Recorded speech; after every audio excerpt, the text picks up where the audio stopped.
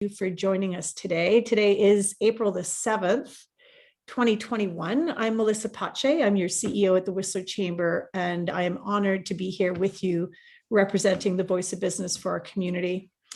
Welcome to the Chamber's Advocacy and Action Business Input Session, Food and Beverage. I want to acknowledge that we are having this virtual meeting on the shared territories of the Squamish and Lillooet Nations. We honor their language, culture, land, and traditions.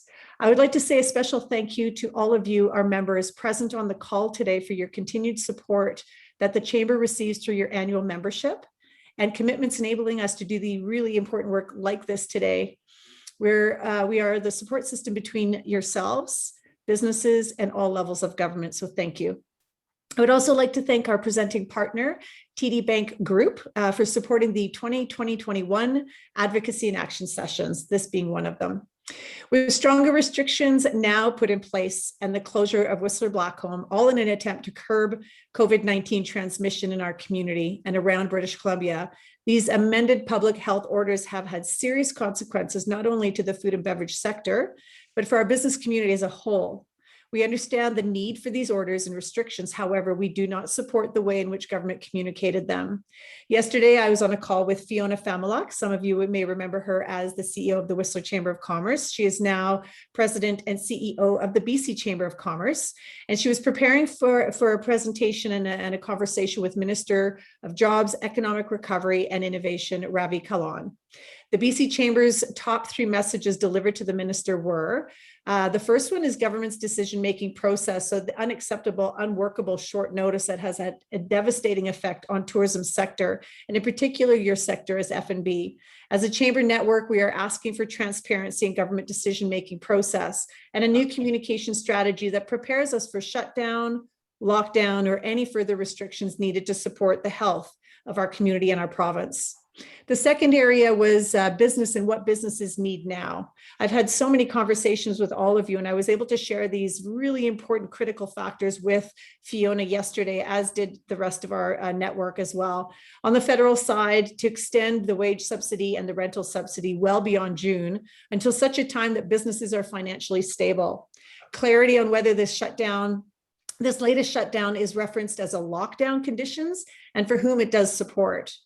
Confirmation that temporary layoff provisions are adequate for support businesses, support for startups that have not yet had a track record to meet program criteria, tools to help enforce safety protocols, and certainly not last and least, that's for sure, as Jackie will contest to, is the mental health resources and support.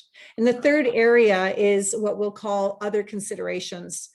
Ramp up the vaccination process, implement rapid testing as a tool to support transmission mitigation, like Ontario has done.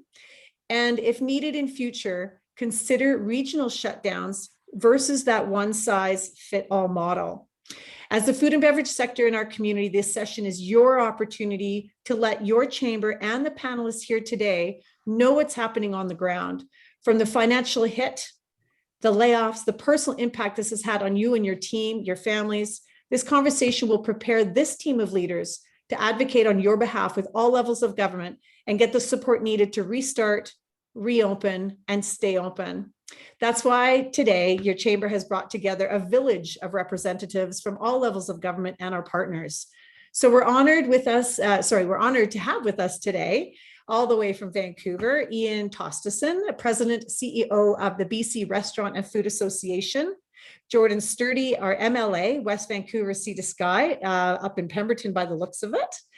And Patrick Weiler, MP, is he here? I'm just checking. Oh, you are here. Thank you. Thanks for coming, Patrick. I knew you were on another call as well, so welcome. Patrick Weiler, MP, West Vancouver Sunshine Coast and Sea to Sky Country. Jackie Dickinson, the heart of our community, hence the hat, hence the button, Executive Director of Whistler Community Services Society. Eric Griffith, owner of Alta Bistro and president of the Restaurant Association of Whistler, what we know here in Whistler as R.A.W. And then, of course, John Grills, Councillor, Resort Municipality of Whistler. Welcome, everybody. Really, thank you for taking the time to be here today. I'm almost done talking. I'll get to everybody. We are using, as I said, our Zoom Q&A in the bottom of your screen to pose questions to our panelists. This is your time to be open, to be frank, to be honest, and let us know what's on your mind. So you can do this by clicking on the Q&A section at the bottom of your screen, type in a question. You can also hit the like button to upvote a question that will automatically placed in order. Throughout this meeting, I will be adding questions in that Q&A as well. Please take a moment to look at it, to answer it as specifically as you can. We'll be using it's almost like a quick survey snapshot, so we can take that information, transcribing it, and use it in our communications to help our official leaders here work with government. So let's get started. Ian, as the president and CEO of the BC Restaurant Association, you have been literally on the front lines of this critical time from the very beginning. You've done an incredible job supporting the food and beverage sector across the province. So kudos to you. Congratulations on the work you've been doing. I know there's a lot more work to do. So as the leader of the F&B industry in British Columbia, I thought maybe you could kick this off and let us know where you're at. I don't want to do this anymore. This is at the end of this is the last meeting. Listen, Melissa, that was the most professional introduction I've ever heard. That was great, and I know that you're. I get when I talk to you, I get so enthusiastic. You never lose your enthusiasm. We're in a dark place right now, and I totally appreciate that. And it's people like you that just keep our spirits going. So. Yeah, you know what? I appreciate your comments. All of us here. I am really proud to say that Eric is now on our board too. So that's really going to strengthen our advocacy with Whistler and the BCRFA. And Eric is so well experienced in this stuff. I'm glad to have him on our team on this side as well too. I just got to. I mean, I think we all know you've nailed all the issues about vaccinations and shutdowns. I'll give you some. I'll try to give you the shadings of what is going on in the background and stuff that we don't generally talk about. First of all, let me tell you that of all this mess that we've all been in the last year, the one that got the most reaction was last week, and we had 2 restaurants in Vancouver decided to just tell the government to go, forget it, we're going to stay open. And we don't ever do press releases, but on Sundays or that we have to come out because everyone on this call and everyone in this province works so hard and invested everything and spent everything they have to do plexiglass and all the things and sacrifice their business for a couple of business owners that just went crazy, went rogue. And one of them actually is anti-maskers. So we didn't know that. And in fact, I was trying to help both those businesses with the recovery grants and the technology grants, which you need to make sure that you've applied for those. We were trying to help them, and then they went rogue on us. And so we took a pretty hard line, and we got a lot, and we woke up the giant. I didn't realize there's so many mean people out there that are not mainstream British Columbians. They're just out to get everybody. And it was unbelievable. I had a death threat. I have someone that's apparently taken my name.ca and is going to create a website to, quote, destroy me. And that's kind of gone away. But it was a real lesson of all this. I guess naively, I thought we're all in this together. But there is a lot of forces against us. Having said that, a week ago, so 2 weeks ago on a Sunday, we did get a note from Dr. Emerson is, some of the stuff here is kind of shaded quiet. So don't, run out and tell the world I told you this.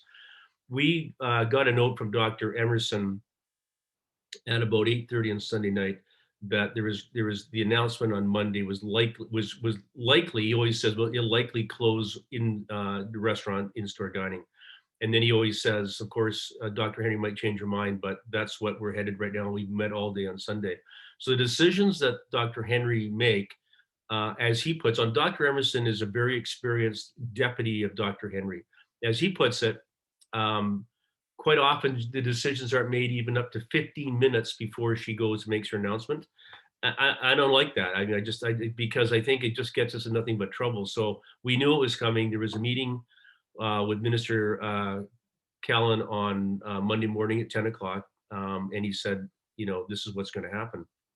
And so we have asked numerous times, Dr. Henry and ministers, that we need notice. Seriously, like, why can't you tell a bunch of grown-up people in business that we're going to close in 3 or 4 days? They did it in Ontario. It would have saved a pile of money, and for operators that are just on the edge right now, anyways. And I've never got a straight answer from that. And I think, do they think that we are perhaps going to do what happened at Big White and have a big party and get rid of all the excess food and alcohol and just go crazy? Well, we wouldn't do that because we're under health orders. So I don't know what's behind that. We had a meeting yesterday with Dr. Emerson, and we pleaded. So in those meetings, there's us, BCRFA, us representing you. There is Jeff from Able BC, who's pubs and bars, and generally Restaurants Canada is at that meeting as well too. The head of the liquor licensing branch, Mary Sue, and her senior person, Jillian, and then Dr. Emerson. So we said yesterday, we just can't do this anymore. Two things are happening. You're losing the confidence of the industry. I know that because I was just saying to Melissa, everybody's turning their guns on everybody now. It's everybody else's fault. It's that we didn't advocate far enough, or if you guys are so cool and you're attached to government, how come you're so useless when it comes to these kinds of issues? Like, why are you not getting noticed? Like, all that stuff is happening. And a lot of stuff we just can't talk about in public because we've been told to be discreet. But we did say to him very clearly yesterday, you've got, what could happen to us next, I suppose, if the variants, which is their big concern, go out of control, even more so. I guess they could close patios. I asked the question, Dr. Emerson. He did say, he says, as far as he's aware, and he's with Dr. Henry every day, we have no other further plans of closure. So I'm assuming that we're going to be good to go with patios. I'm not so sure about we're good to go for April 19th. I asked him the question, what do you think about that? His response was honest. He's a really honest guy. And, he said in earnest, he said, we're at about 1,000. We're reporting about 1,000 cases a day. It's sort of plateaued there. They thought it was going to get higher, but it's sort of hanging around 1,000. So what they're hoping is going to happen is that with weather, but more importantly, the vaccines or the vaccinations coming into play, that those numbers should turn. I don't think that we're going to be open on April 19th. My prediction, if the numbers are still where they are right now, I just can't see that happening. And we'll do everything we can to sort of give you heads up. But I think the other problem, so that's that. It's really important on these, again, on these grants to take advantage of them. They're looking for people to apply. We're working with the government to try to smooth the process out and get them flowing quicker. We have asked the government to consider finding some funding mechanisms for the chamber, like Whistler Chamber, organized like yourself, which are doing the work really of government in so many cases. We're caught in the middle. And I said to the minister, if you want to see, you want to take 13,000 phone calls from irate restaurants, go ahead and have it, because that's what these organizations are doing right now is bridging that gap. I think that we have to be, I will say that in the meetings we had last week, and I don't know much more than this, but I put the number of $500 million lost to this industry in the next 3 weeks. Significant. That's just a $15 billion industry that, and just sort of working out to a weekly thing and then factoring a few loss of businesses and stuff. And the answer came back to government, we don't have $500 million, but we're taking a hard look at this. So I know that they're looking at some way to help us. And they recognize that it was a bad move last week and that there was unnecessary cost in the system. And they also know that not only are most businesses now on the verge of closing, but they're also a major factor is employment. I mean, we are the biggest employers of that 20 to 39-year-old range. And these people are, if they're not working, a lot of them are leaving the industry now because we are so inconsistent. We can't deliver a consistent income for people that need their income every day. And that's a big problem. But we have a labor shortage with chefs, which is really bizarre. And we have a program for that. If you ever need it, just get hold of me and we'll set you up. So those are the big issues that we see. And you can always pop in if there's a link to anything, pop it in the chat room, and we'll do it that way. So, so that's kind of where we're at. I mean, we're just going to continue to keep the pressure on. The government, in fairness to government, they have been good partners. I mean, we have to keep in mind here, there's no playbook on this, and there's no sense in us going off and and criticizing people and stuff. We got to just keep together here as much as we possibly can, and find the solutions, and we'll get through. The one last thing I'll say is that we are so close to what Dr. Emerson said, and Dr. Henry said it yesterday, that the summer is going to be different than it is now.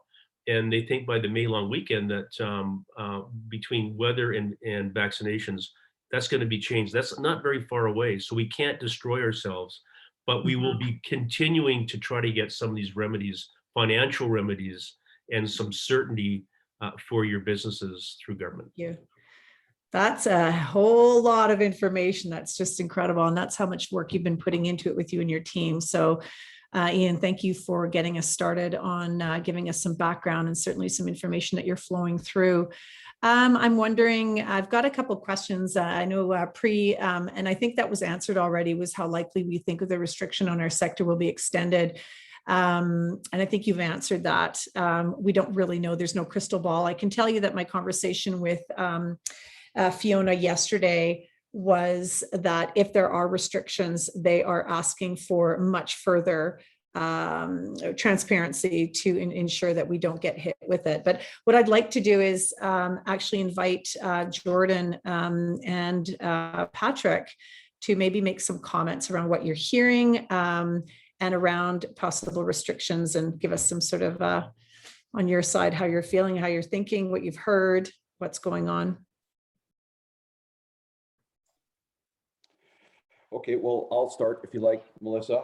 Sure. And thank you to Ian for that summary. I think it very well encapsulates what we've all been living with in the last little while, and the friction and the challenge that we're facing. I think that we certainly support the Restaurant Association and R.A.W. in the idea that we need to have some better notice. I don't understand the rationale for not telegraphing what we're doing and what the consequences are.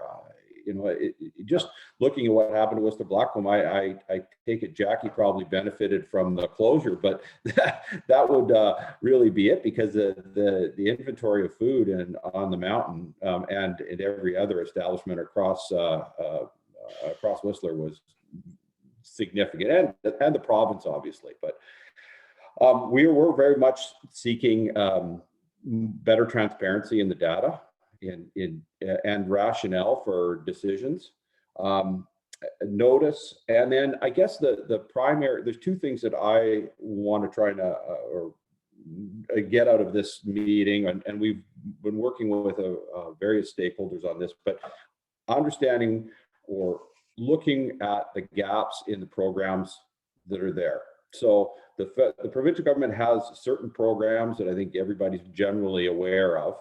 And then the federal government has a much more robust set of programs. But for us in Whistler, it is, I think there's an opportunity to put a box around Whistler to say, here, this is a unique set of circumstances, because we're not talking about a 3-week closure. And while I do respect Ian's position on this and concerns that, and I think the confidence is reflected in the Mountains decision not to reopen, that is this going to be a 3-week shutdown, or is it a 4-week shutdown, or is it a 5-week shutdown? And there's no confidence there. So hence, we're not looking at a 3-week shutdown. In the best case scenario, we're looking at a 2-month shutdown, reasonable.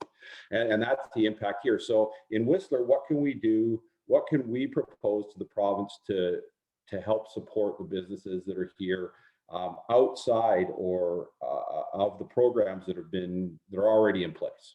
And I'm sure Patrick will talk about the federal programs, but I think we all know what's going on provincially. So I'm looking for some feedback in that regard. The other piece that I think is important to emphasize is that, if it's such a concern in Whistler that we need to shut down the mountain and shut down the community, then we need to vaccinate the community. The whole community should be vaccinated. And the workforce associated with it. Because we also, when the day opens up that we are going to restart, well, we need to be ready to restart. And we cannot find ourselves in a situation where we are right now, and where Whistler is affected in an international way. We're on CNN and well, Fox, whatever, but that we are our international reputation has been harmed here, and I don't think there's any question about that. And we should have been able to anticipate this. If we are looking at Prince Rupert and we're going to vaccinate all of Prince Rupert, why are we not looking at vaccinating all of Whistler and the workforce that supports Whistler? Very true. No, those are great comments, Jordan. I wanted to bring in, just as we're communicating and talking, the voices on the other side are obviously populating our chat room quite considerably. More information than there are questions, because I think the questions are all the same questions. It's just getting infuriating for so many. Caroline Bagnall has been in our community for a long time, and she is with Connect Hospitality. She works on the HR side and training, and she's very specific with food and beverage. So the comment she's making is the glimmer of hope that the glimmer of hope that things were getting better is gone. All businesses who were ready to prepare their teams for reopen have stopped.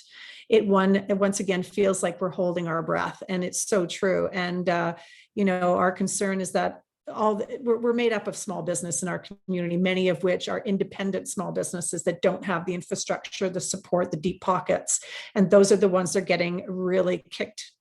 Literally their asses kicked, pardon me.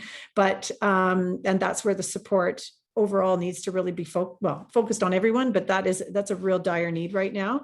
The other one is from Eric. You put in, we are losing the bright young minds. We need to develop our industry because we cannot assure there is work, our meaningful work. Doing hospitality to the level they are striving for. They are considering going back to school, going to different industries and trades. And we're hearing that back east. That's already happening. And so how do we maintain in this particular industry these great talented people? So those are just a few comments that are populated there. And for those of you that are listening, I did put in a question earlier. If you could just put your information in the chat room. It's since the last week's new health orders were announced, what has been the biggest challenge in your business has faced to date? Patrick, did you want to, you're nodding, so I just wondered if you wanted to jump in and Yeah, no. Well, I agree with just about everything that Jordan just mentioned, and I appreciate the invite to be here today. It's it's very frustrating to see how this decision was made, and it does echo a little bit what happened right before New Year's as well, which is quite frustrating not having at least more notice on this. And I've been reading through the chat box here, and it's painful to read some of the messages and some of the challenges that everyone's going through. And one of the questions, Melissa, you asked early in this meeting was what's going to happen with the wage subsidy and the other supports in June. The Prime Minister said this to Pepe a couple months ago or a few months ago, is that support is going to be there as long as it's needed. So, what it's going to look like and when that decision is going to be made is probably going to be worked out in late May, which I know is frustrating for a lot of businesses, but that commitment was made then, and that commitment is still there now. So I just wanted to mention that to everybody else on this call, just so that they're aware of that. The rent subsidy, that was another question that you had, Melissa. Would businesses be eligible for that? The answer is, or the lockdown support, the answer is yes. So it's if you're down 25% revenue as a result of a public health order, then you're eligible for the additional 25% lockdown support. So I wanted to mention that as well. And the supports are still there with the wage subsidy, with the access to liquidity through the emergency business account, and otherwise.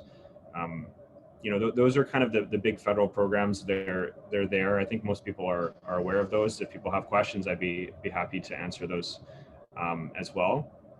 And Ian may have been in touch with my colleague Rachel Van Duyen, who came on a webinar, I think, 8 months ago now. It feels like years ago, but yeah, it was about 8 months ago. and she sits on a task force with the restaurant industry, and she of course represents a riding in Montreal, where they've essentially been shut down for almost the entirety of the pandemic. And so I had a long conversation with her last week about some of the programs that are out there and what some of the gaps are. Particularly, you mentioned earlier businesses that have opened up since mid-March, and that's something that there's real discussions going on right now about how to be able to support those businesses. Likewise, businesses that have opened up a new branch over the course of the pandemic, and it's a bit of a unique situation in BC, given that restaurants have been open in some way, shape, or form for the vast majority of the pandemic. It's not the same case in many other parts of Canada, but it's certainly top of mind in looking at ways we can support those businesses as well, because that's really critical if if we want to have the robust recovery that everybody wants. Well, maybe I'll just end it there and Sure. to listen into some of the Absolutely. questions and conversations, and be here to answer any questions if people have any as well. Yeah, absolutely. I'm just scrolling through. There's so many great comments being made right here. One of the things that it seems to be themed here, and John, we're going to get to you in a sec, but I'm going to go to Jackie for a moment. The mental health, it's so critical. I mean, it's just so critical. Having not just the folks leading the organizations and owning the businesses, that's huge. They're feeding families, but they're also feeding people. That's their livelihoods. And a lot have, and I don't have a number, I wish I had data for us, but so many people have been laid off, and there's a time slot between when they're laid off and the next money comes in. And you showed me a picture of the truck that's sitting behind you in your office that is ready to be filled. And this is a great group to talk to. But I wondered if you could let us know the gravity of the latest closures, the impact it's had, and what you're doing to support the community right now. And then what I've asked, and what you can do, Jackie, as we go through this, is put in some of those links that you have into the chat room. And then we'll make sure that when we do a review of this and send it out to our members, that it's all included. So over to you. And then John, we'll get to you in a sec. Thanks. I look at this chat box, I look at the people in this conversation today, and I think it's important that we hold space for how a lot of people are feeling, because this is really, really challenging. But the only path forward is a sense of hope, and that it will get better. And what I bring to that is not just that word, but some tangible examples and programs that exist locally in our community that have been here for a very long time and are ready to help. The part that is needed is people on this call, people who are sitting in this chat box room, writing a lot of comments. You have to help us by reducing the stigma of what this means in terms of reaching out to a food bank when you never thought you had to, reaching out for mental health support when you think that maybe it wasn't something that you or your team needed. We need to do this all together. And so the greatest help we have right now is focusing on what that path looks like forward. And it does really require the leaders within our community and these workforces to come together and to champion these programs that are meant to serve our community, that are meant to strengthen our community and make it better. And I know John Grills has heard this a lot, and we've talked a lot about it in circles around with a lot of various stakeholders. Reaching out is a sign of strength. It is not a sign of weakness. And this is the time to show our strength. So I do ask that the business leaders in this community, many of you have received information about our services, and I ask you to bring that to your staff. I'm reading in the chat box where people are saying, I have people coming to me distraught. They're asking for food. And, how do we provide these staff meals for people when we're also trying to look out for ourselves? You connect them to the services. This is our job. This is what we signed up for. We want to help. Okay, so that is, if there's nothing else that you take away from the conversation that I have today, I really need your help in normalizing this conversation. And people are a lot of focus when we talk about the food bank in this industry around giving and donating. And there are going to be people on this call that have never accessed the food bank, and you're going to need to moving forward. And in the end, it's going to make our community a better place. So one of the challenges we have in a small community is that the people associated with these programs you may know personally. And so there may be some barriers. I hope that if there's a familiar face on our team, that's meant to be an accessible way for you to come here, not a barrier to the service. So normalizing what we have to offer is going to be really important as we get through this next section. There's no questions asked, just a lot of compassion and care. So we'll talk a little bit about what we've seen in the last 9 days. To put it in perspective, in January, we served food 645 times. And over 70% of the people we served were in isolation. So just a reminder that Whistler Community Services has a food bank delivery system. We deliver it right to your door. Our team is in full PPE. We've been trained by the Infection Protection and Control from Vancouver Coastal Health to do this work. We're proud to do it. Please have your teams call us so we can deliver food. I know a lot of businesses are trying to provide staff meals and do it on their own. Please see us as an extension to your team. If there's nothing else, I want you to know that today. In February, that number dropped, but food bank numbers were still high. We served about 167 people in isolation. To put in perspective what we've seen in the last 9 days, we're already on track to serve over 200 people in isolation food. Yesterday alone, we did 25% of what we did for the entire month of February in 1 day. So we can see how quickly this virus can impact an economically vulnerable population. Ian talked about this 20 to 39-year-old demographic.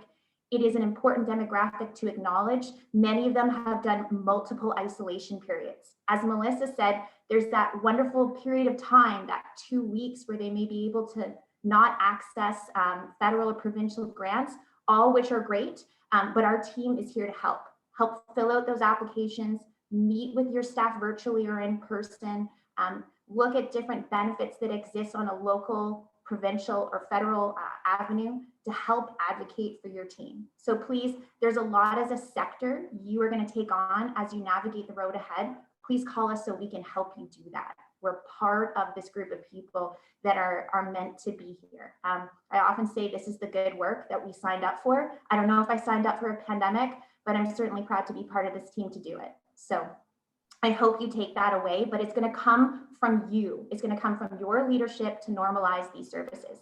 Right now, we have expanded our food bank service to 6 days a week for the reason that we want to avoid lines and we want to keep all our services under one roof. So food security, substance use, mental health, they all come together. So when a member of your team comes, they can get a wraparound collaborative source of care out of our 8,000 Nesters Road location.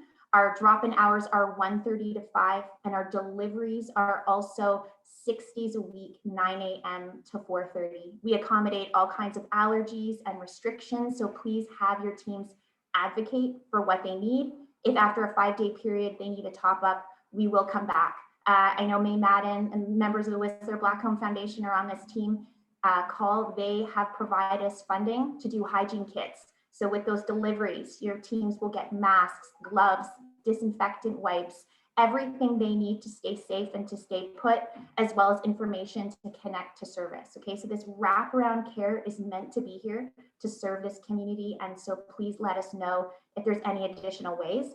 As well, we are working with outreach services within our team to provide confidential support to anyone who needs it.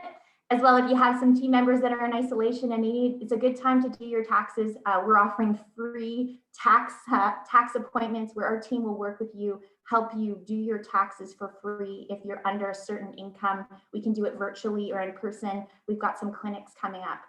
Thank you for having me part of this call. I feel a lot of anger. I feel a lot of disappointment. I know we can reflect on what's transpired, but we need hope to get us through it. So please, thank you so much for having me. Thank you, Jackie. Couldn't do this without your team. Really, honestly, it's incredible what you guys do. John, so now I'll go quick. I didn't mean I'll to go quick because I want But to hear it's from the group that's joined this meeting. And Ian, you mentioned that you love Melissa's enthusiasm. I always feel better after I listen to Jackie speak as well. So we're good hands here. The lack of notice obviously affected us all.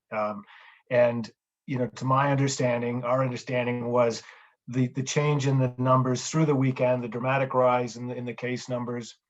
Of course, the variants are always part of that equation. They went in, the officials went into the weekend thinking we had a good path, and partway through the weekend, obviously that was changing very quickly. Council spoke yesterday. We're obviously very concerned with the lack of notice. That was our big ask coming out of some of the earlier notices, and we decided, it's not the time to take up a fight with the province. It's really the time to focus on getting the community vaccinated. I think you might have heard the mayor on the news yesterday. That's what will get us out of this. Other communities have seen that happen, and so it's something we're pushing for. We had some outbreak with our fire service. They were vaccinated yesterday, so with they're listening and they're working with their inventory, and that is our focus. Just a couple other quick things. We've paused our recovery working group for now, just partly because of the change of the landscape out there. The labor group continues to work, though, on the side as a subgroup. And something else the council is continuing to do is the housing. We spent a lot of time yesterday on phase 2 of Checkmas Crossing, the employee housing, having secure housing for employees. That speaks to our labor challenges going forward.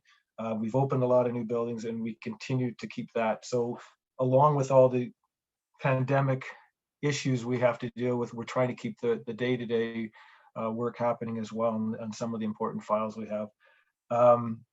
And great to hear, Patrick, from the federal government on the support continuing on. I think that's one of the major asks that we would have, is that our businesses are going to need that support right through 2022, 2021, and into next winter, assuming that next winter will be somewhat more normal. That's it for now for me. I think I want to get to the group that's joined us. Thanks. Thank you, John. Eric, I know that you have made some comments in it's interesting, the group isn't actually asking a lot of questions, because I think it's a lot of its comments, which is fantastic. The comments are going to help as we take this and note it and create a blog about it. It's going to help all of us advocate for the needs of our community. So keep adding your answers to the questions I keep posing. And certainly if you do have some questions that have not yet been answered, please, this is your time to ask. Even if you think it's already been said, it's good to reiterate again. So Eric, you have had a massive impact, not only personally with Alta Bistro and laying off, I think you mentioned 90% of your staff is on leave with the wage subsidy, and then 10% is on, the other way around, but you've laid off pretty much everybody. What's your sense been? Can you give us from the membership on your side, what's happening on the ground? Are people closing their doors? Are they coming back? Are they temporarily shutting down? What? Because I've walked through the village, I've seen a little bit of what's going on, but you could. Yeah, it's definitely a business to business situation, as we saw last March.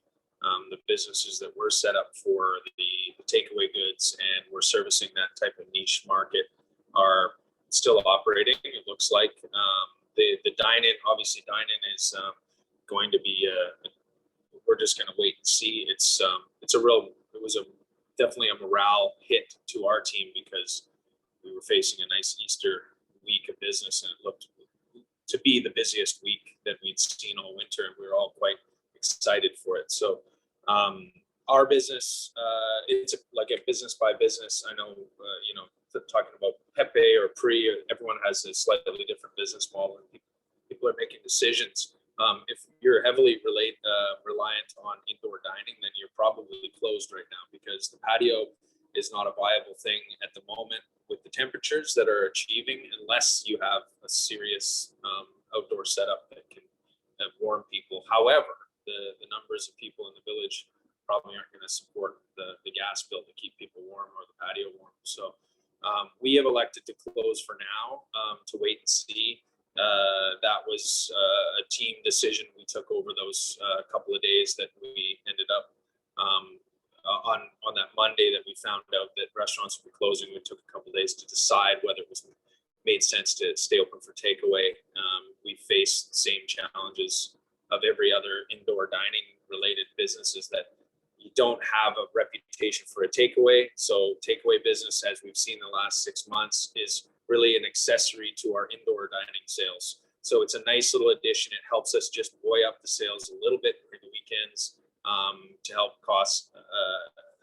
cover extra costs and generate sales, but it's not going to let the business run on its own. So whereas a takeaway like La Cantina or Freeze Noodle, that's what they're generating sales based on the local population. So they're still running, which is amazing to see. I would say general sentiment, it was a range of emotions, from feeling pretty numb or very disappointed.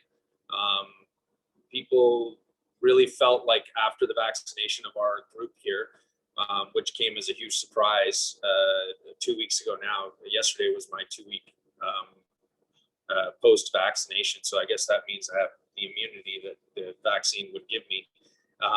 We were all in an incredible mood. We were calling each other wondering, is this going to be the light at the end of the tunnel? Are we going to go through?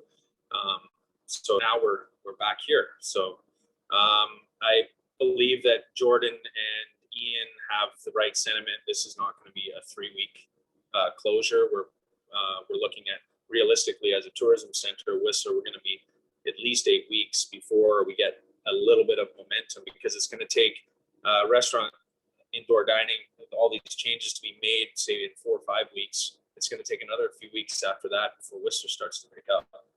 We may see what happened last summer, which we're hoping is that it's just going to flood in because people are excited. But without a huge amount of vaccinations across the communities, I just don't see it happening the same way, because this variant seems to be quite effective. The Vancouver Canucks are not playing hockey right now. They've got 20, and it sounds like those guys are feeling not very good, and they're young athletes. So that gives us an indication of how serious this variant is, and I believe that we're going to have to make some progress with vaccinations very soon. Supports for our group here, specifically with tourism, the mechanisms Jordan spoke about with provincial, the federal supports are fantastic, and Patrick believes that things will continue. We'll find information in May. However, the provincial supports, we will advocate our group to augment and ask for any changes that could potentially help us. And those would be of the non-debt laden variety. Those would be in the grant support systems. The tourism top-up of the BC grant, if everyone hasn't done so, they should be applying for that grant. There's an extra $15K potential for the tourism top-up. So maybe this is a situation where the province can use that mechanism to increase that top-up to $30K or $35, because we need direct cash flow, we need no debt, and we need assurances of those things to really keep our businesses moving forward in the next 6 months, which is going to be a summer volume of business. Whistler doesn't survive on summer volume of business, it survives on winter volume. So we haven't had that. So now we're maybe 2-3 steps behind. So I think my personal feeling on my business, I'm still very optimistic, because I know, like, we're sticking together. This group is incredible. The community services, I've told my staff as well, like, reach out, because if we ask for help, it's a sign of strength. Exactly what Jackie said. And I believe that our group's going to stick together, and we're going to keep the lights on, and we're going to come back really strong this summer. Yeah. Thank you, Eric, for your comments. I want to put it back to Jordan and Patrick, and certainly if you've got some comments, but you're hearing a lot of probably information but probably repeated. And obviously, if you're reading the comments in the section, you can tell that there's no questions, they're comments. And that says a lot. It says a lot about where the community's at and how serious and critical we're at this stage. One of the areas on the BC side is going to be looking at a restock grant for, especially with the food and beverage sector, rehiring and retraining. Those are, if there's no grant there, it's all going to come off the backs of these small businesses, and they just don't have the funds anymore to do that in many cases. And I just thought, Jordan, if you have any more comments that you wanted to make based on what you're hearing, anything new, anything for yourself. Where I'm struggling is in terms of the specifics to put to the province in terms of how to top up. Like, how do as I said, Patrick and I were talking the other day, and we can't expect to see the federal government change federal programs for Whistler. So if we can't do that, and I don't think that's unrealistic, but or you know, what can we do? Like, how do we define specifically what we need in Whistler to cover the gap? Now, I think we also need to recognize that while this is an F&B call, there's retail, adventure tourism, hospitality. Like this is going to have an impact right across the community, right across the business sector. So yeah, and I just see the comment from Karen there, federal programs are keeping us alive. And I think there's just, that is no question. Thank goodness the federal government has been here. But what, you know, how can we, you know, how can we define specifically what we need and make it applicable, make it valuable, and make it specific for Whistler? And I'm sure Ian has other, you know, broader concerns, and that's applicable as well. But you know, obviously this is our region and our issues, and it's perhaps a little more acute here. But what can I propose? What can we push for in a coordinated way that's going to make a difference for our community? That, and I guess the one other piece was just that we, you know, how are we going to staff up again? And I think there's some good comments in there around holiday working visa extensions, around additional opportunities to get staff in place, because if I would tend to agree with Eric that we're going to see a busy summer if the weather cooperates, and if we can't service those guests, then again, more money that's disappearing. Yeah. And I would say that to answer your question, Jordan, in terms of how do we pool our resources together and find out what that ask is exactly what this group can do together. And certainly, Ian, you've kind of led that with Eric in terms of what the ask will be for the F&B sector, no doubt. Do you have any comments? And is anybody else? Well, I'm going to throw it to the floor here, but any comments anybody would like to make?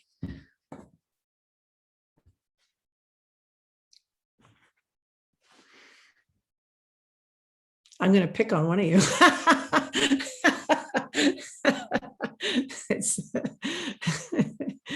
Patrick, you look like you're looking for your speaker. It's a tough situation. It's so, it's funny because I'm actually at a loss of words right now, just to know exactly, like I'm seriously at a loss for words, because as the voice of the community, I work with every single sector, and I hear what you're saying, Jordan. It's like, what do you do for each sector? And I think overall as a community, we have to look at what the community overall needs are, to establish that really strong foundation to bring us back to levels that sustain our community as a tourism-based community. And what is that going to take? That's going to take us collaborating more and more as we go through this. It's also going to take government, the initiative to move forward with transparency and communication. It's going to take obviously money and an infiltration of money, grants, not loans, to support these businesses moving forward. And I would have to say, and I'm going to duck and dive when I say it, but at the same time, I think it needs to be heard. Whistler has provided the governments with a significant tax revenue through tourism.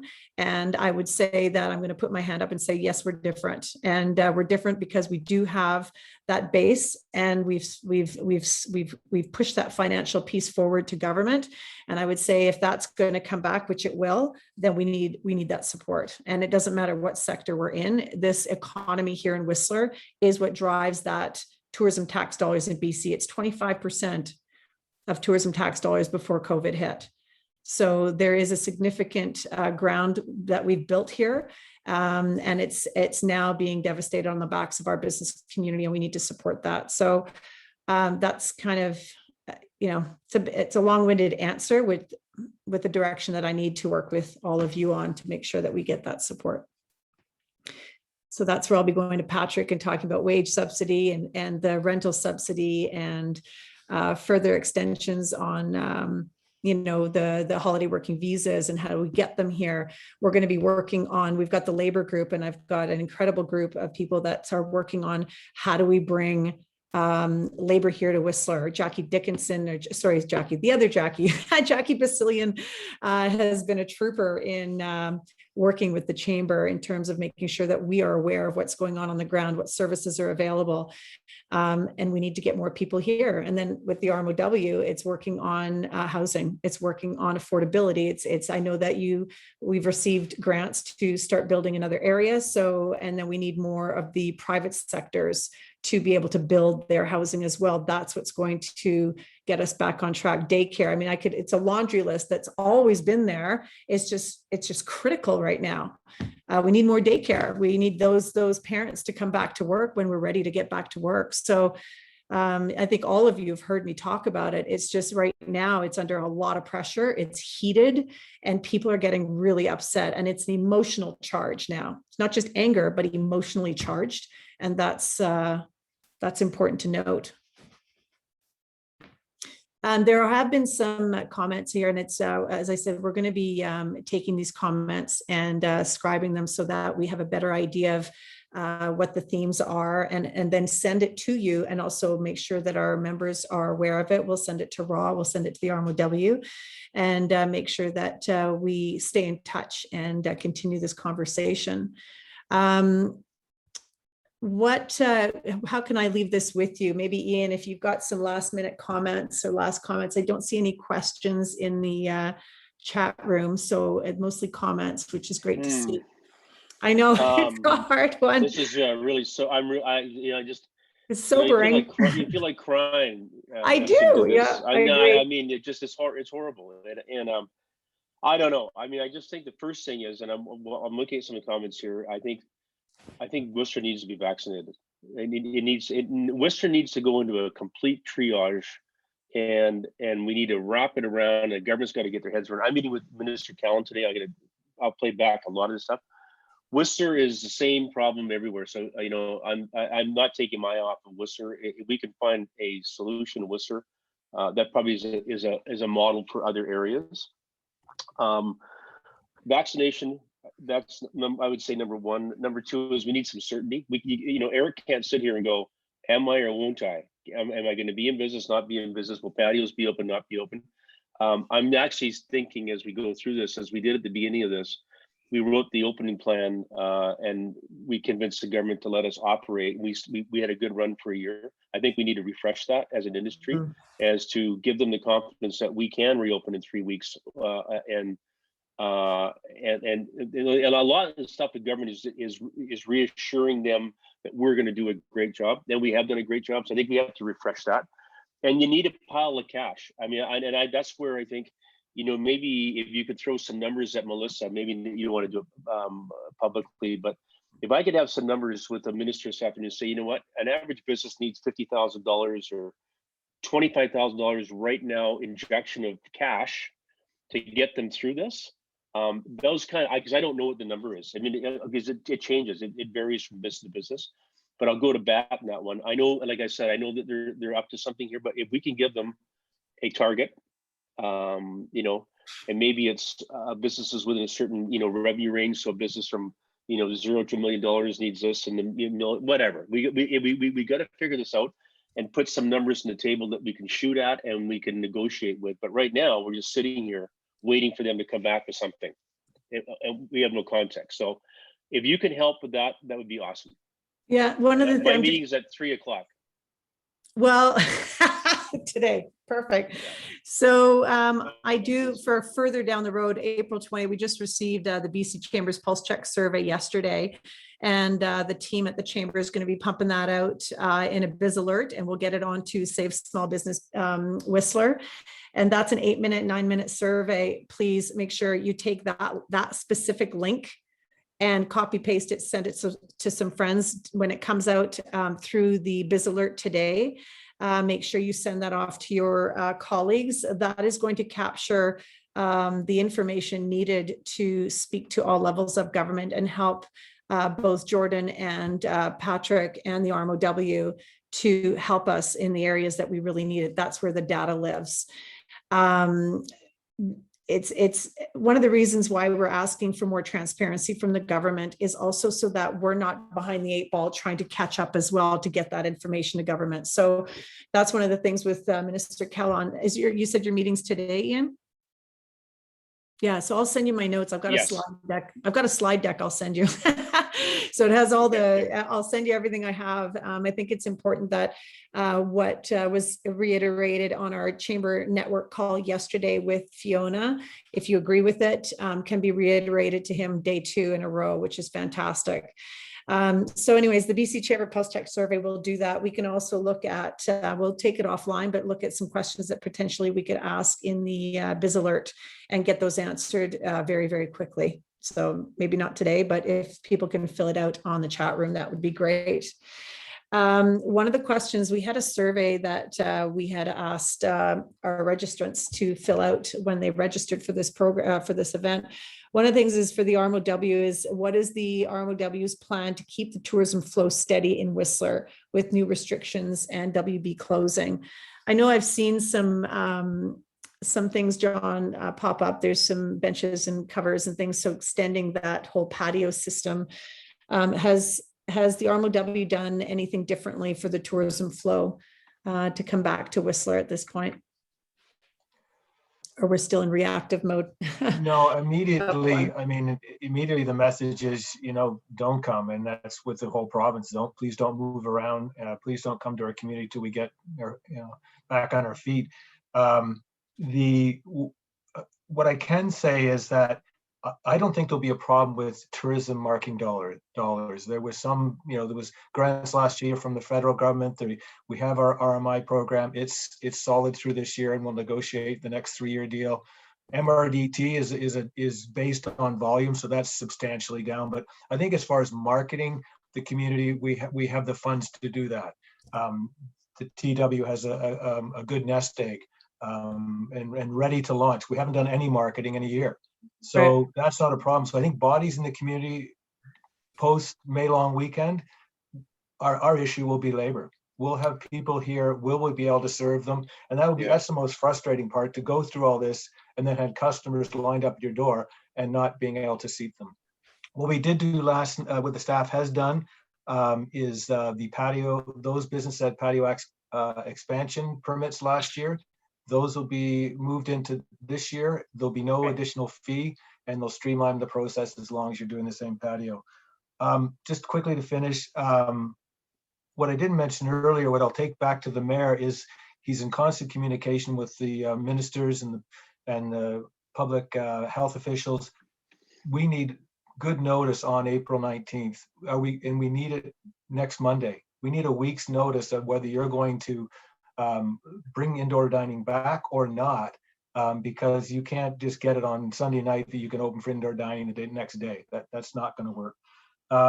And one thing, Jordan, I don't know if you've heard anything with the school portion of the property tax, but that relief of 75% last year on the property taxes for commercial spaces, it's not huge, but it was another part of the help that was basically at least $1,000 or more per 1,000 square feet that the tenants weren't paying on their property taxes. So that's something that the Minister of Finance did last year.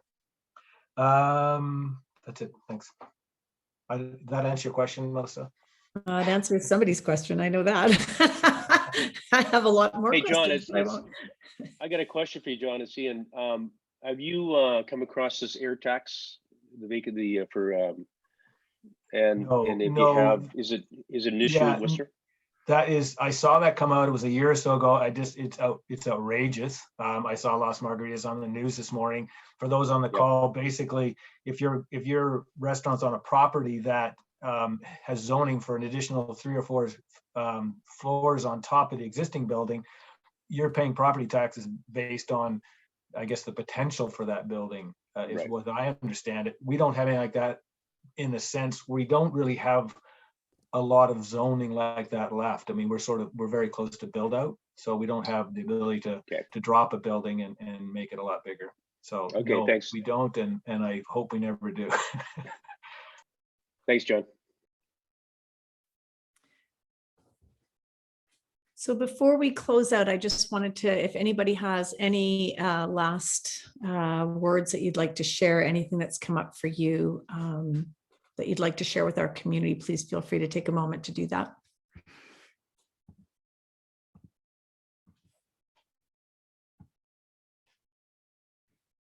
Go for it, Jackie. I was gonna say, you go first, Patrick. Oh, you got your hand up. Okay, go for it. You go first, Patrick. You go. I'm like pointing to you. Well, I just want to say, well, thanks, Melissa, for organizing this, and thanks, Ian, John, Jordan, Jackie, and Eric for your words here as well. I think there's some very similar themes that are coming out. The need for vaccinations, that's coming quicker and quicker. So we do have the light at the end of the tunnel coming on that. I've been reading the chat box. There's lots of really great ideas that are coming up. Particularly, we didn't really talk so much about immigration, and the ability to have a steady workforce is going to be very key. One of the things I just wanted to mention on that that people will likely be aware of is we've greatly increased our immigration target for this year and for the next 2 years after that. And one of the main ways we're looking at increasing that is by making it easier for people that are already landed here to stay here. And there's been some changes to programs, which has actually opened up PNP a little bit wider. So there should be some opportunities coming there, and I will share some of the ideas that have come here about extending holiday working visas and otherwise with the minister on that, because I know how important that is, and I think it would probably be music to a lot of people's ears what Ian was saying before about programs for chefs, because that's of course a very, very big need in Whistler as well. So I'm sure you'll have some people reaching out to you, Ian, about that. If anybody has any questions about the federal programs, please reach out to me.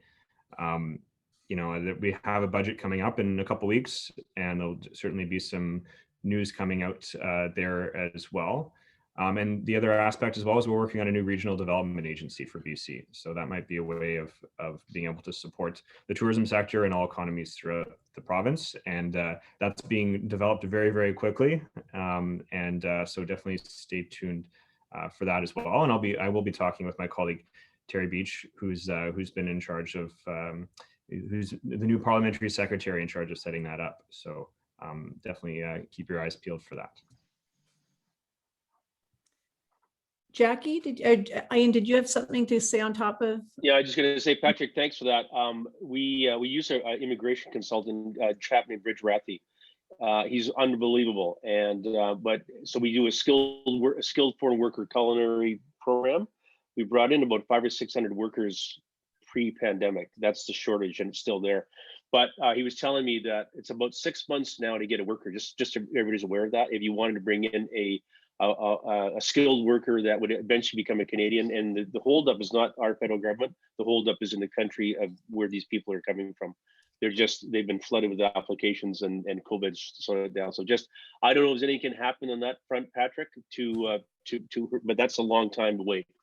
And I do worry that Worcester is going to get flooded with a whole bunch of business in the next 6 months, and we're going to get caught in a massive labor shortage. Yep. Agreed. Completely agree. Thank you for that. Jackie? Yeah, I think that, there's been a tremendous focus on this call and saying whether we're preparing to support the staff for 3, maybe 8 weeks, but we know that we need this group of people, right? And so I can tell you firsthand what I hear from people when they know that their employer has referred them to a service that's meant to help them.